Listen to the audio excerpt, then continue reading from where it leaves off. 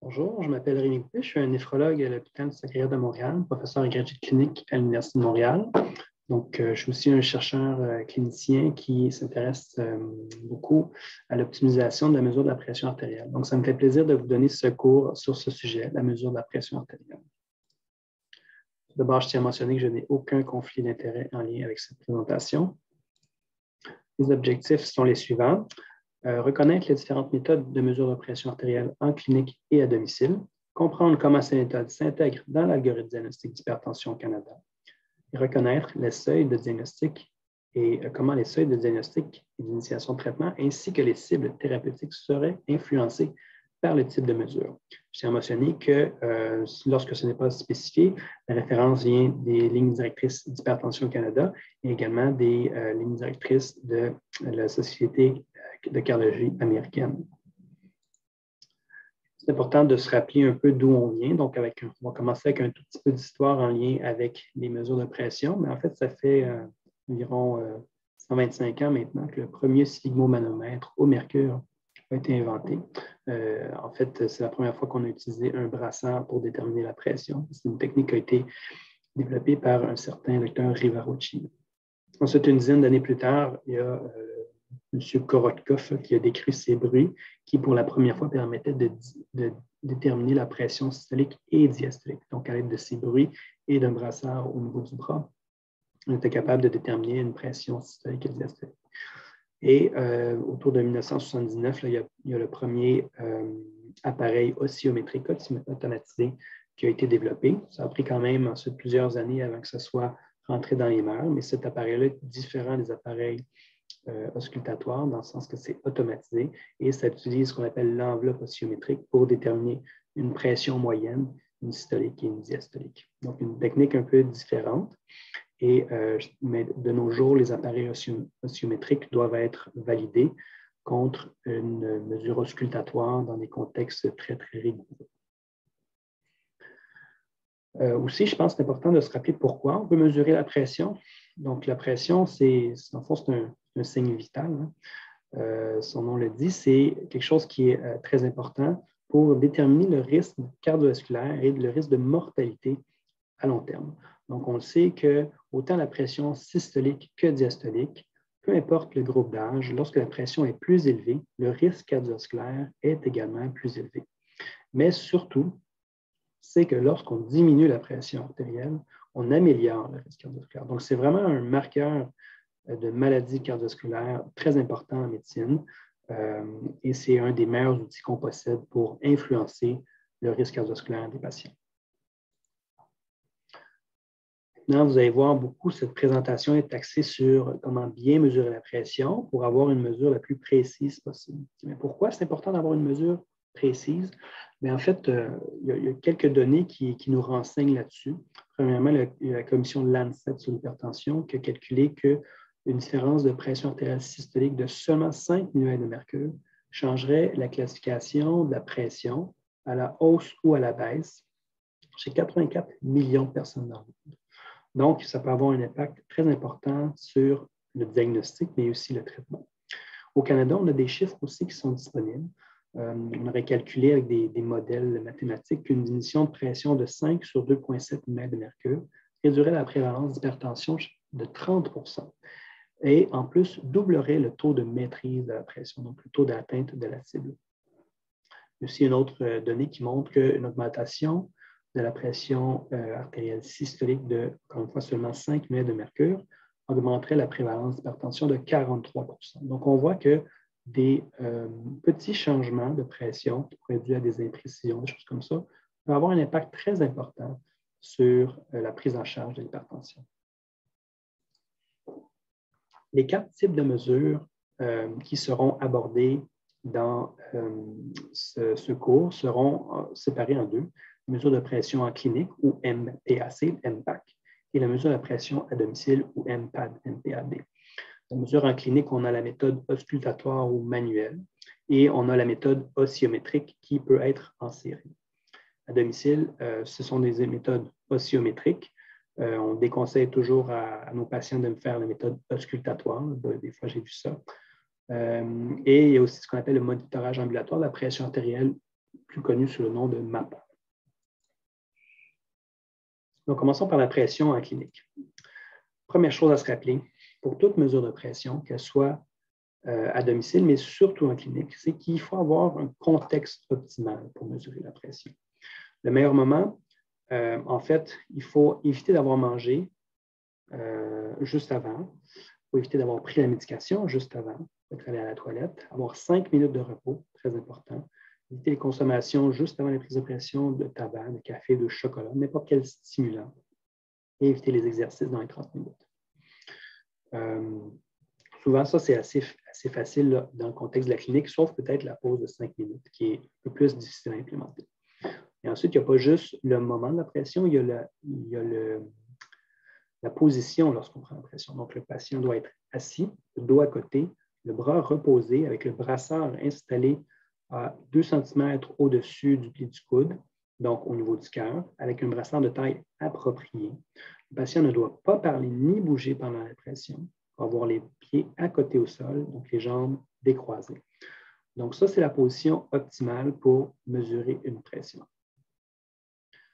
Quand je parlais de précision tantôt, on peut voir qu'un peu chacun de ces éléments, s'ils ne sont pas respectés, peut avoir un impact très important sur la pression autant systolique que diastolique.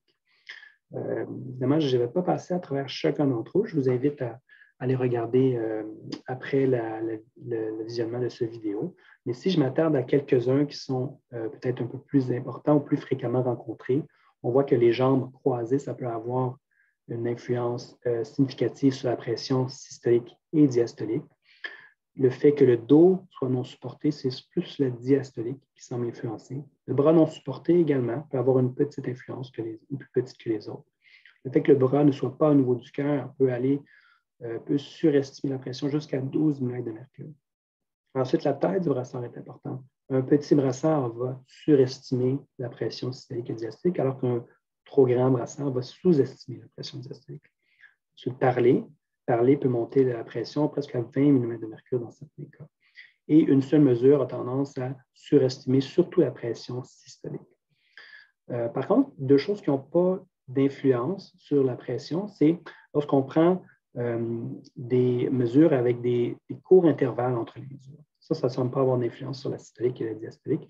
Et aussi lorsqu'on installe le brassard par-dessus un vêtement. On s'entend que c'est une chemise ou quelque chose de relativement mince, donc une couche de vêtement, ça n'a aucune influence sur la pression. Et même, c'est souvent mieux de le prendre par-dessus une chemise que de rouler la manche jusqu'en haut du bras, de bien tasser tout ça et de faire un effet garrot. Donc, c'est toujours mieux de le faire sur un vêtement léger. Évidemment, faites pas ça sur un coton ouaté ou un gros chandail chaud. Ça ne fonctionnera pas, évidemment. Maintenant, la méthode auscultatoire, ou qu'on pourrait appeler manuelle avec le bon vieux stéthoscope, depuis quelques années déjà n'est plus recommandée par Hypertension Canada. Et c'est vraiment utilisé seulement s'il n'y a aucun appareil oscillométrique qui est disponible. Au Canada, c'est de moins en moins un problème avec des appareils qui sont très abordables et facilement accessibles. Pourquoi c'est plus recommandé? En fait, il y a une très grande variabilité dans le même individu. Donc, on peut prendre plusieurs mesures, on aura des valeurs très différentes l'une d'elles. C'est très difficile de respecter les conditions optimales de mesure. Le classique, le patient est assis sur la table d'examen, le bras et le dos qui ne sont pas supportés, les jambes qui pendent sur la table pendant qu'on discute avec eux, sans période de repos, et on prend une seule mesure. Donc ça, c'est à peu près la pire façon de mesurer la pression en clinique. Aussi, il y a beaucoup des appareils anéroïdes qu'on utilise maintenant qui sont non calibrés et c'est très facile à décalibrer un appareil juste avec plusieurs mesures. Donc, il faut que ça soit vérifié au moins chaque année, la calibration de l'appareil auscultatoire. Et aussi, juste en faisant la technique, elle est relativement difficile. On a tous une tendance naturelle à arrondir à 0 ou à 5 et ce qui fait en sorte qu'on a une tendance, des fois inconsciente, de sélectionner le chiffre qui arrange le plus, ce soit nous-mêmes ou le patient. Et tout le monde dégonfle trop rapidement le brassard. Ce qui est recommandé, c'est 2 mm par seconde. Donc, si vous calculez que votre patient a une pression, disons, à 140/90, vous devez l'augmenter à 30 mètres au-dessus de de la systolique. Donc, il faut descendre de 170 à au moins, disons, 80 pour bien capter la diastolique. Donc, on voit que ça peut facilement approcher 1 minute de dégonflement du brassard, ce qui est presque jamais fait. Ça, c'est un petit exemple pour vous montrer un peu l'impact du temps de repos, mais aussi de la personne qui prend la pression. C'est une étude relativement vieille, mais quand même, c'est toujours des données qui sont valides. Donc, on peut voir ici, lorsque c'est le docteur qui prend la pression, a tendance à tout point d'être plus élevé que lorsque c'est une infirmière qui prend la pression. Et lorsqu'on attend 5-10 minutes, on voit que la pression a tendance à atteindre un plateau.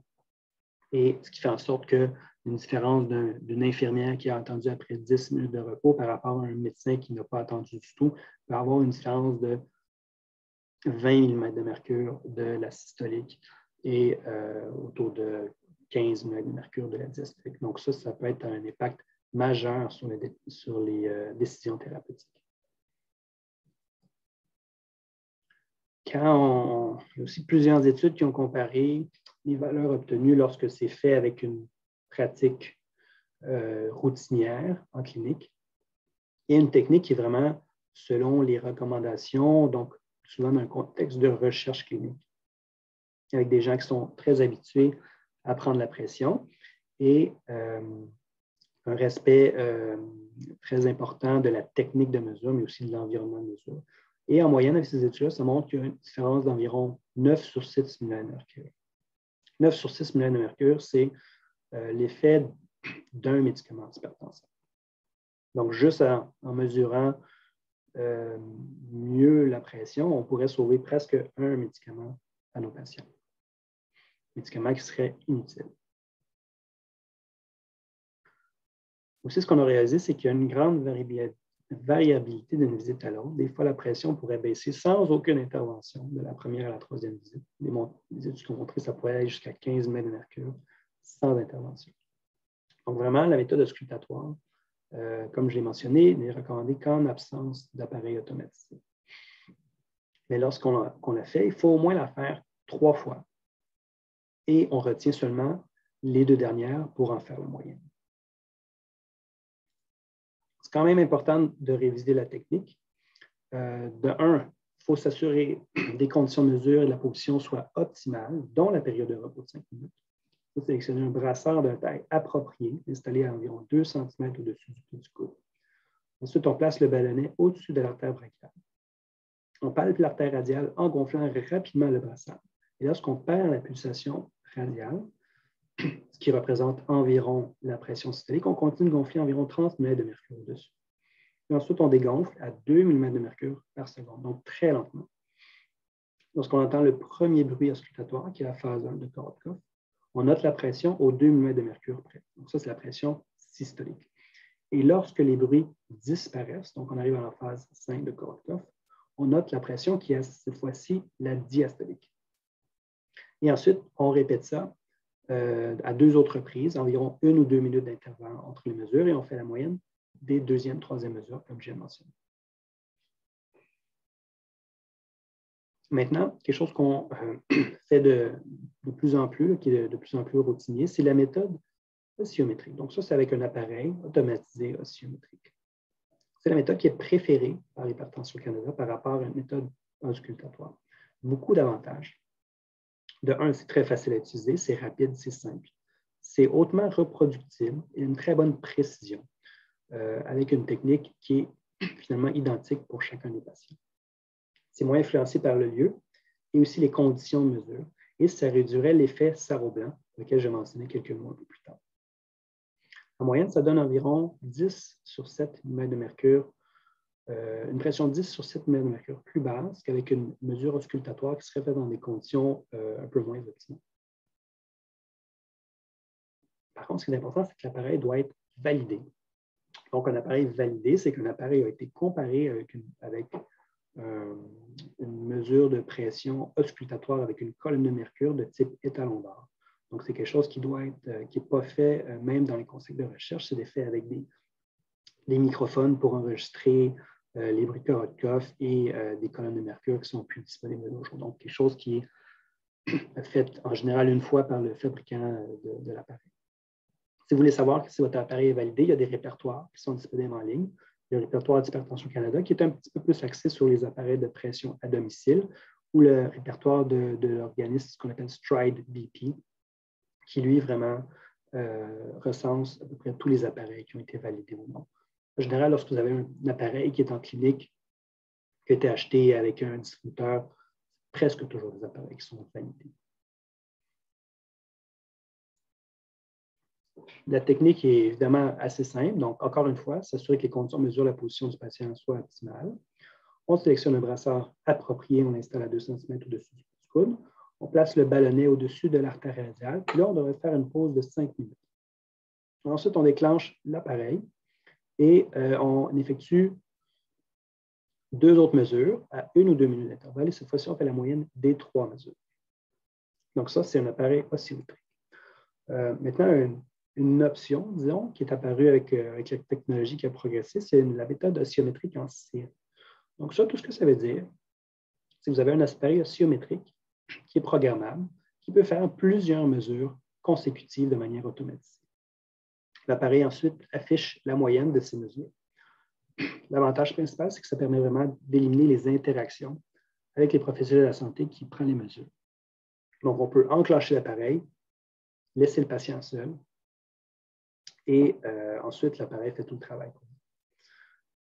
Quelque chose qui est très reproductible d'une visite à l'autre et qui est probablement la meilleure façon de mesurer la pression en clinique. Ensuite, vous avez toutes sortes d'appareils qui sont programmables à tout niveau. Vous pouvez programmer la durée de la période de repos, idéalement 5 minutes si c'est possible. L'intervalle entre les mesures, ça peut être 30, 60 ou 2 minutes. J'ai tendance à mettre 60 secondes. Le nombre de mesures, pas beaucoup d'avantages à en faire plus que 3. Et vous pouvez déterminer si vous voulez exclure ou non la première mesure dans le calcul de la moyenne. Donc, ce n'est pas tous les appareils qui ont ces options-là. Ceux de dernière génération, par contre, on peut leur faire à peu près tout ce qu'on veut.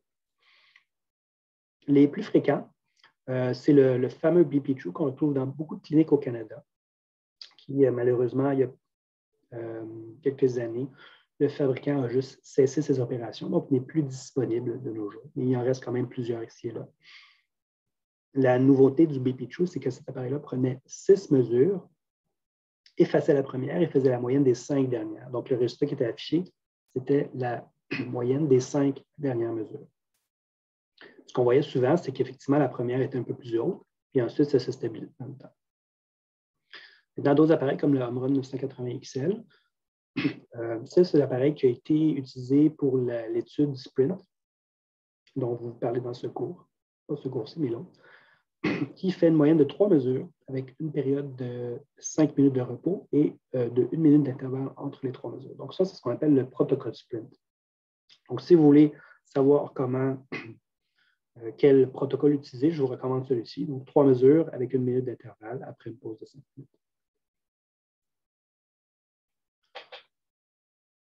En moyenne, on dit que lorsqu'on mesure avec un appareil oscillométrique en série, on a une pression systolique qui est environ 5 à 10 mm de mercure plus basse que lorsqu'elle est utilisée avec un appareil oscillométrique ou auscultatoire dans des conditions de routine. Ce que ça fait surtout, c'est que ça atténue l'effet sarreau blanc.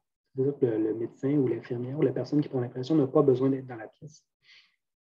C'est la technique dont les mesures se rapprochent le plus du MAPA. Aussi, quand on regarde un peu la prédiction des lésions des organes cibles, c'est meilleur que les appareils auscultatoires et oscillométriques avec une seule valeur. Et c'est comparable aux valeurs de MAPA pour prédire soit l'indice de masse ventriculaire gauche, l'épaisseur intima média-carotidienne et la protéine, qui sont tous des marqueurs intermédiaires de maladies cardiovasculaires et rénales.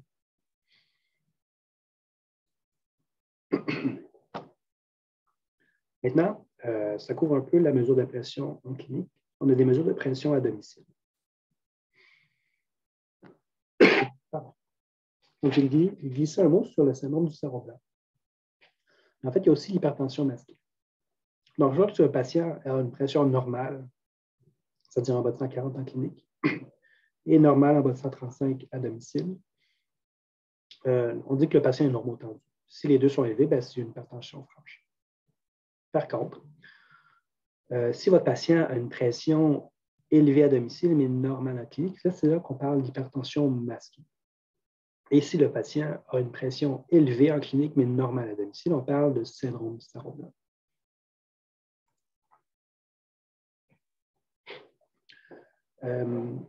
Le syndrome du sarreau blanc, comme j'ai mentionné, c'est clair que la pression est élevée en clinique, mais normale à domicile. C'est environ 10 à 20 des individus qui ont une pression élevée. Donc, c'est relativement fréquent. C'est plus fréquent chez les enfants, les personnes âgées et les femmes. Et les gens qui ont de syndrome du sarreau blanc ont 3 à 4 fois plus de risque de développer de l'hypertension dans le futur. Donc, on peut voir ça comme une espèce d'effet pré-hypertension. Puis, est-ce que c'est associé à un risque accru de maladie cardiovasculaire? Bien, ça dépend un peu si le patient est traité ou non.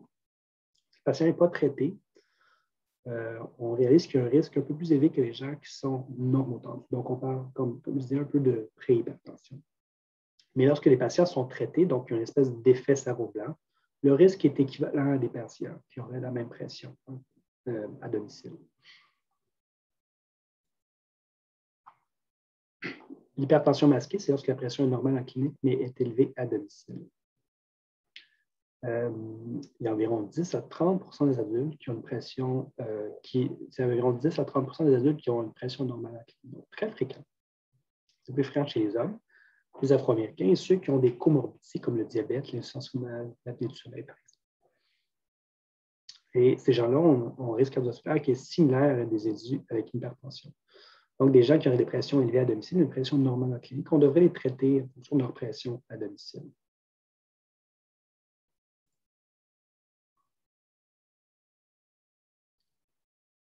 Ensuite, mesure de pression à domicile. On parle souvent d'un appareil oscillométrique automatisé. Il y a plusieurs avantages à mesurer la pression à domicile. De un, ça permet de confirmer que la pression est élevée en clinique. Ça implique beaucoup le patient dans ses soins. Donc, il voit un peu les chiffres de pression, il comprend que c'est quelque chose qui n'est pas juste dans le bureau du médecin.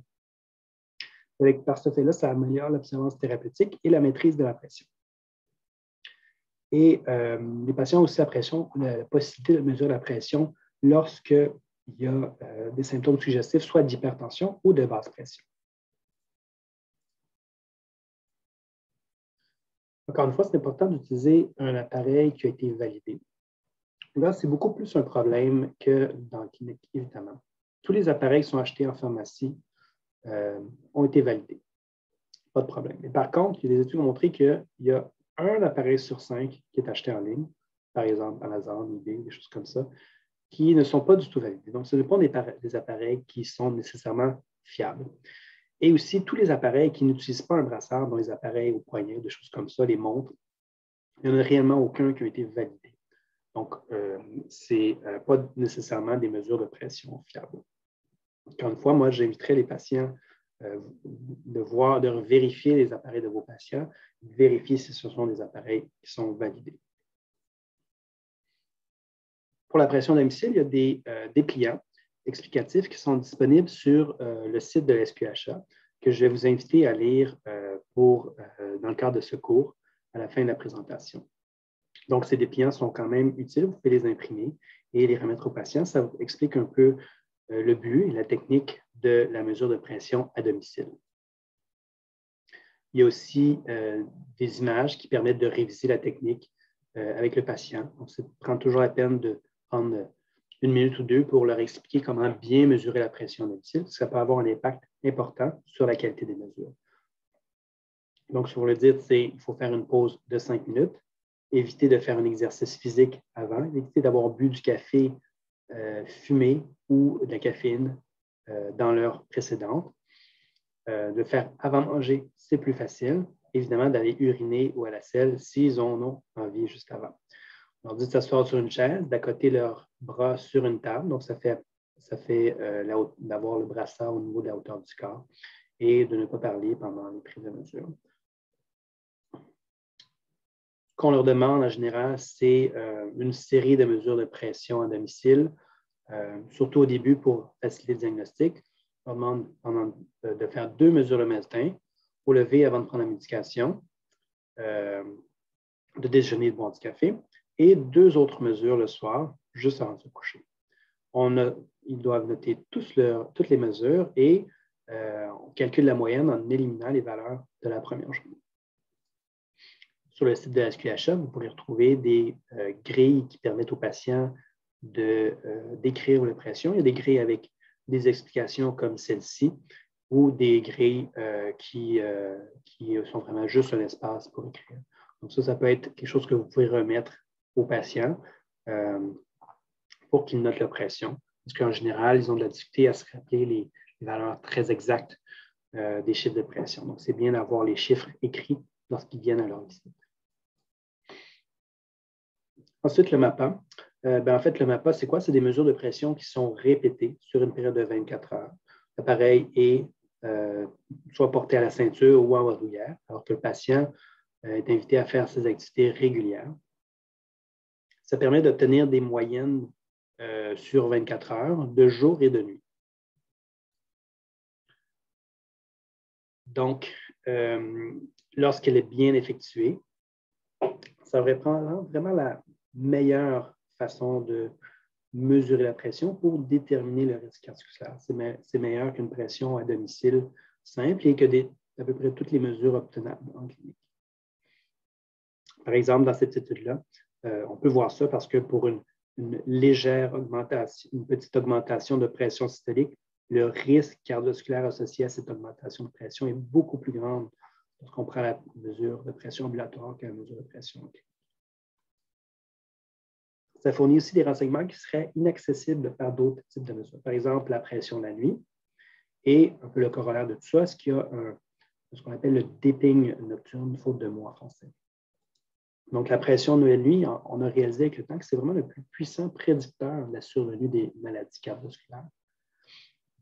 Et que lorsqu'on diminue la pression de 5 mètres de mercure la nuit, on diminuerait le risque cardiovasculaire d'environ 17 % dans les populations.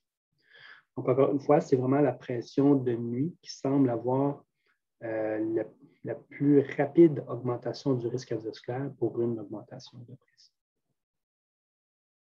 Ensuite, le dipping, en fait, c'est que normalement, la pression systolique et diastolique diminue d'environ 15 % durant le sommeil. Et l'absence de cette diminution ou de dipping survient lorsqu'il y a une diminution qui est moins de 10 %. Donc, il y a la pression qui ne diminue pas assez ou qui reste relativement stable dans la nuit. Et ça s'associe à un risque cardiovasculaire le plus élevé qu'en présence de dipping. Et c'est encore plus grave si la pression augmente durant la nuit. Donc, ça pourrait être signe d'une apnée du sommeil ou de quelque chose comme ça. Pour ce qui est du protocole, encore une fois, vous avez le document sur le site de la SQHA. On demande aux patients de faire les activités régulières, comme dans une journée habituelle, pour essayer de reproduire des conditions normales. Il faut quand même leur dire de garder leur bras immobile lorsqu'il y a une prise de pression. Il ne faut pas retirer l'appareil ou vous pouvez leur montrer comment le mettre sur pause et comment bien le réinstaller s'ils ont vraiment absolument besoin de l'enlever. La fréquence à programmer, c'est de prendre des pressions aux 20 à 30 minutes. Donc, ça a été recommandé dans les dernières lignes directrices d'Hypertension Canada qui datent de 2020 au moment de l'enregistrement de cette présentation. Et la lecture est valide s'il y a plus de 70 % des mesures qui sont réussies, avec au moins 20 lectures de jour et 7 de nuit. Une des choses qui inquiète souvent les patients, c'est est-ce qu'ils seront capables de bien dormir la nuit avec un MAPA. C'est sûr qu'il y en a qui sont relativement sensibles à tout ça. Vous pouvez dire de mettre un oreiller sur l'appareil pour réduire le bruit, des choses comme ça. Il y a des petits carnets qui peuvent être remis, qui viennent parfois avec les appareils lorsqu'on achète ou qui sont disponibles sur Internet pour les patients qui puissent noter un peu leurs activités pour voir est-ce que ça concorde avec des élévations de pression qu'on pourrait revoir au MAPA. Maintenant, si on met tout ça ensemble, on a vu qu'il y a différentes façons de mesurer la pression et différents degrés de précision, de reproducibilité de ces appareils-là. Ce qui fait en sorte que les seuils où la pression est élevée peut être différente avec différentes méthodes. Donc, le fameux 140 sur 90, pardon, c'est une pression élevée en clinique avec une mesure auscultatoire ou une mesure oscillométrique, mais une seule mesure. Quand on utilise des mesures oscillométriques en série, donc une moyenne de plusieurs mesures, on dit que la pression est élevée lorsqu'elle est en haut de 135 sur 85. C'est la même valeur lorsque la pression est prise à domicile et la moyenne de jours au MAPA. Par contre, la moyenne de 24 heures au MAPA, on dit que la pression est élevée s'il y a la systolique qui est en haut de 130 ou la diastolique qui est en haut de 80. Parce que la moyenne de nuit, elle est plus basse. Donc, pour avoir une pression élevée, c'est vraiment un ou l'autre des pressions systoliques et diastoliques qui doivent être au-dessus du seuil. Une petite situation particulière, on peut relativement fréquemment rencontrer une différence de pression entre les deux bras. Et c'est important, à la première évaluation de la pression, de toujours prendre la pression avec les deux bras. Ça peut être fait de manière simultanée avec certains appareils de pression ou une après l'autre. Et si vous notez qu'une pression est plus élevée dans un bras, c'est à ce bras-là qu'il faudra toujours prendre la pression. Donc, on suffit réellement la pression la plus élevée et c'est même une bonne idée de le mentionner à votre patient pour que lui le sache et le transmette l'information à d'autres professionnels de la santé qui pourraient être tentés de mesurer la pression. Une autre situation qu'on rencontre relativement fréquemment, c'est les bras qui sont trop larges pour les brassards disponibles ou qui sont même coniques, donc qui sont très difficiles d'installer le brassard. Il existe des brassards extra larges, mais ce n'est pas disponible à tous les endroits, et des brassards qu'on appelle troncoconiques qui sont effectivement rarement disponibles. Chez ces patients-là, c'est quand même préférable de mesurer la pression. Ce qui est recommandé, c'est de mesurer la pression au poignet, mais à l'aide d'un appareil qui est validé pour ce type de mesure, donc un appareil de pression au poignet, plutôt que d'utiliser un brassard inapproprié. Par contre, les appareils de pression au poignet ne sont pas très fréquents. Donc, ça pourrait être quand même raisonnable de mesurer la pression au niveau de l'avant-bras, mais encore une fois, avec un brassard de taille appropriée à la taille de l'avant-bras. Il faut se rappeler qu'il peut avoir une tendance à surestimer un peu la pression. Mais aussi, ne pas oublier, c'est lorsqu'on mesure la pression au poignet ou à l'avant-bras, il faut que le brassard soit au niveau du cœur. Donc, le bras et l'avant-bras ne peuvent pas être à côté. Excusez, le poignet et l'avant-bras ne peuvent pas être à côté sur une table. Il doit être un peu surélevé pour que ce soit au niveau du cœur. Maintenant, après avoir vu ces méthodes de mesure, on va revenir à l'algorithme de diagnostic d'Hypertension Canada qui intègre différentes mesures. Donc, ça, c'est l'algorithme qui est disponible dans les lignes directrices d'Hypertension Canada 2020. On va le regarder en détail. Donc, évidemment, la pression doit être mesurée un jour pour qu'elle soit déclarée comme étant élevée. Ça pourrait être à la maison, à domicile, en pharmacie. Vraiment, n'importe quel prétexte est bon pour mesurer la pression. Ensuite, elle devrait être évaluée pendant une visite médicale qui est dédiée. Spéciale, c'est-à-dire que c'est dédié à l'évaluation de la pression artérielle. Si la pression est en haut, ou plus grande ou égale de 180 et ou 110 de diastolique, bien alors là, on a un diagnostic d'hypertension. C'est la situation, disons, la plus simple pour le diagnostic. Sinon, par contre, bien là, ça va dépendre si le patient a du diabète ou n'a pas de diabète, parce que les seuils dans ces cas-là sont différents.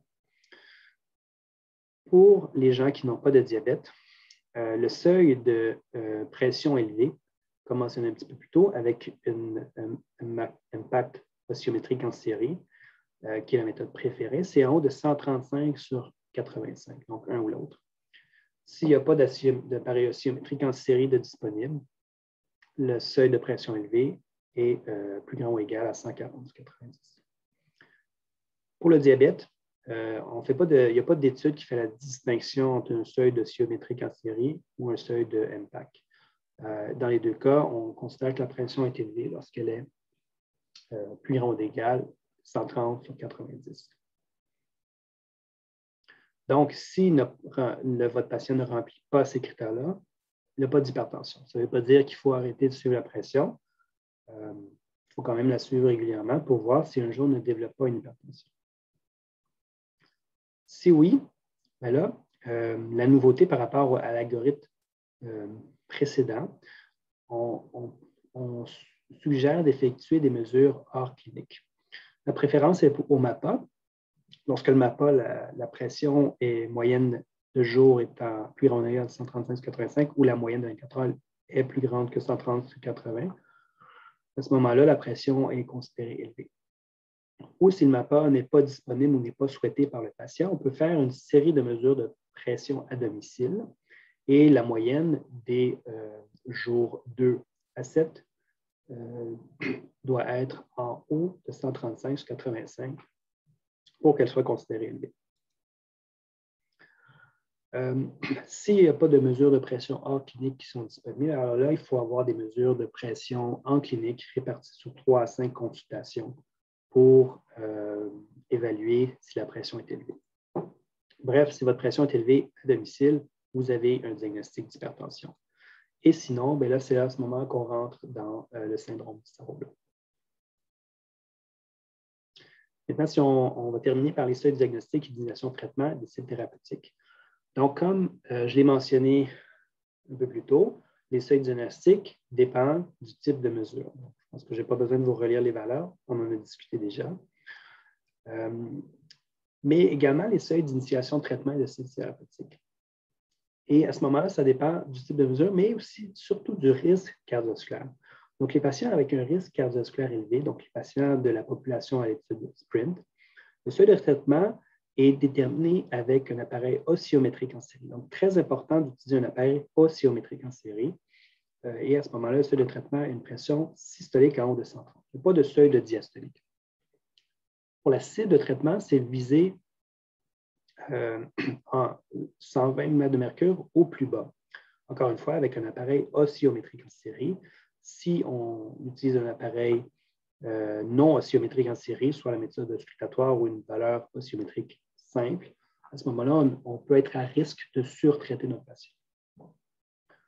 Les patients avec diabète, le seuil de traitement est le même que le seuil de diagnostic, c'est-à-dire plus grand ou égal à 130 ou plus grand ou égal à 80. Ça, c'est des mesures avec une MPAC simple, puisqu'il n'y a pas de mesures avec une MPAC OS qui ont été déterminées. Et à ce moment-là, la cible de traitement est en bas de 130 sur 80. Patient à risque intermédiaire, le seuil de traitement, c'est une pression élevée, donc 140 sur 90 pour un MPAC, et un appareil oscillométrique en série, c'est notre 135 sur 85. Et les cibles de traitement sont en dessous de ces seuils de traitement. Pour les patients à risque faible, donc les patients qui n'ont aucune lésion d'organe cible et aucun facteur de risque de maladie cardiovasculaire, le seuil de traitement est beaucoup plus élevé, donc il faudrait que la pression soit en haut de 160 sur 100 pour qu'on ait une indication franche de traiter. Mais évidemment, vous pouvez discuter des risques et bénéfices avec vos patients qui seraient considérés à risque faible, et il y en a certains qui voudront quand même débuter un traitement avec un seuil plus bas. Et lorsqu'on traite, on prend un peu les mêmes cibles de traitement qu'un patient à risque moyen. Donc, en bas de 140/90 pour la MPAC et en bas de 135/85 pour un MPAC OS. On va terminer avec quelques messages clés. Donc, c'est primordial de mesurer la pression dans des conditions optimales afin d'obtenir des valeurs qui sont fiables et utilisables. En clinique, le MPAC-OS, donc la méthode oscillométrique en série, est la méthode à privilégier. La méthode auscultatoire ne devrait pas être utilisée ou uniquement lorsqu'il n'y a aucun appareil oscillométrique qui est disponible.